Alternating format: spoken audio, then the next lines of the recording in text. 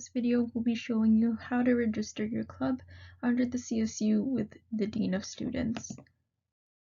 So here's an overview of the registration process. First, you'll be emailing a list of your club's executive information to the club's administrator at clubs@csu.qc.ca. Then you'll be sent back your registration form to be signed by your club signing and booking officers, and then once your form is submitted to the Dean of Students, you'll be checking in with them to ensure that your registration is complete. Please keep in mind that all registrations will last until the end of the academic year, which is June 1st. So when you email the club's administrator to ask about registration for the year, you'll be asked to fill out the following table to be filled out. It's best to recreate this table in an Excel or Google Sheet just to fit in your whole team and to keep things organized.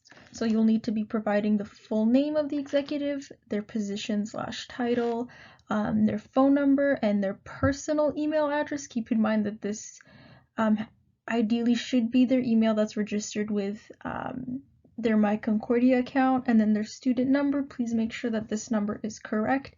And then you're going to have to specify if they're a signing officer or a booking officer or both. You'll need 2 signing officers and only 1 booking officer. So requirements for registration: your club will need to have at least 3 executives to register. If you're having trouble finding executive members, you can try recruiting people. 2 great ways of finding people is through the Concordia subreddit and any Concordia-based Facebook groups. Every executive will need to be a current undergraduate student. I'm just going to underline current and graduate because those are 2 very important things to note. If any executives aren't enrolled in at least 1 undergraduate level course at Concordia, the registration won't be accepted. It will be rejected at the final step, and you'll have to do the registration process all over again. And you do need 1 booking officer and 2 signing officers. There can only be 2 signing officers and 1 booking officer, and of course an executive can take on the role of both if need be. So what exactly are booking and signing officers? So the booking officer is the person who has the power to make requests to book space at the university. So any on-campus spaces, the booking officer should be the one making those bookings. So you could refer to the Concordia's designated space administrator list as a guide. The booking officer can reach out to the space administrators for the space you're trying to book and submit requests through them. Space administrators will verify that your group is registered and that the request for booking the space was submitted by the registered booking officer for your club.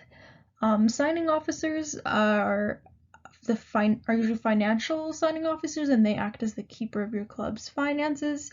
Usually we see that the signing officers are usually like the finance coordinator / VP finance or treasurer and the club's president. When your club submits reimbursement forms to the CSU to spend funds from your club's internal account, the reimbursement form must be signed by both signing officers that are registered. The form will be rejected if it's not signed by both signing officers. So once you've sent in all the executive information, the registration form will be generated by the club's administrator and sent back to your club for signatures. We ask that you do one of the 2 following options. A, use an e-signature application to provide your signatures digitally through any sort of program such as Adobe Acrobat, Adobe Reader, PDF markup, etc. And please leave any line that's not underscored by your name blank. The other option B is to print the form and just provide a signature on the line underscored by your name and scan the document between yourselves until all 3 signatures are provided by your club. And again, please leave any line that's not underscored by your name blank. If any line that isn't signed properly is sent to the Dean of Students, the Dean of Students will not accept it. And before you send back the signed registration form, we just ask that you check for any corrections that needed to be made, and if there are, just let us know so we can fix them and put together a new registration form. We ask that you also don't make any corrections by hand and submit the form because it'll be rejected by the Dean of Students office. So once your registration is complete, it's been signed by the internal coordinator, it'll be forwarded then to the Dean of Students. We'll let your club know once the form has been forwarded to the Dean of Students. We won't let you won't be notified once your club is approved and fully registered, but you'll see your name on the following website: www.concordia.ca/students/live/all-groups.html. If there's any issues with your registration, such as one of your club's execs being ineligible to hold office, we'll let you know as soon as possible. And if you want a free Zoom account, you can send an email to david.baker@concordia.ca from the Dean of Students once your club's registered to get access to that account. So what exactly is the Dean of Students? For those of you who might not be aware, it's the administrative body of the university that's responsible for managing all student groups. This includes student associations and faculty associations.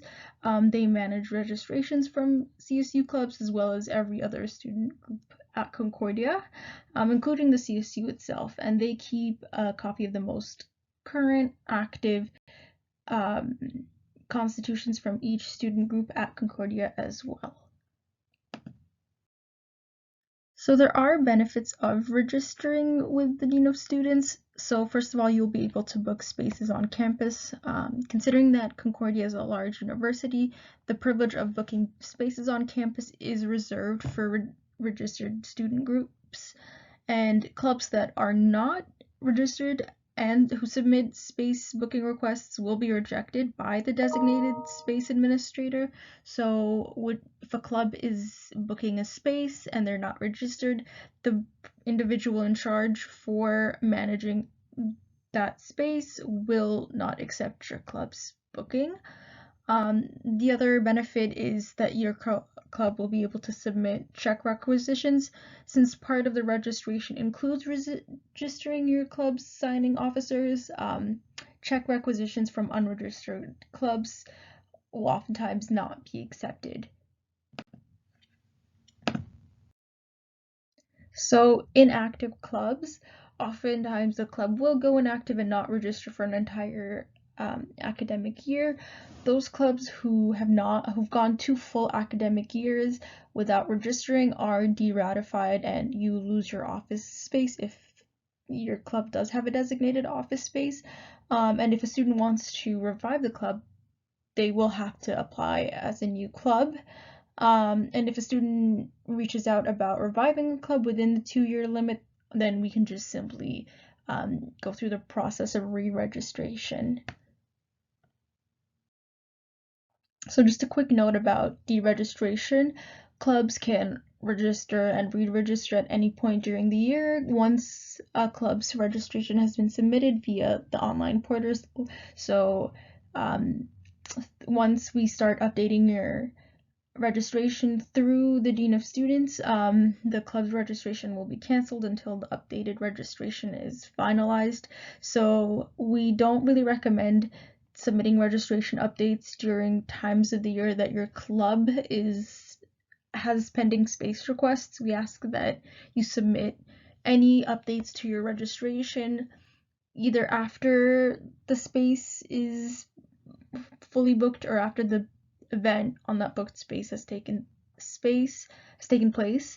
And then all clubs are deregistered on June 1st each year, so that means after June 1st your club will have to re-register again to remain active. This is image overview of the registration process for those of you who are more visual learners. This is just to walk you through again how to go through the registration process.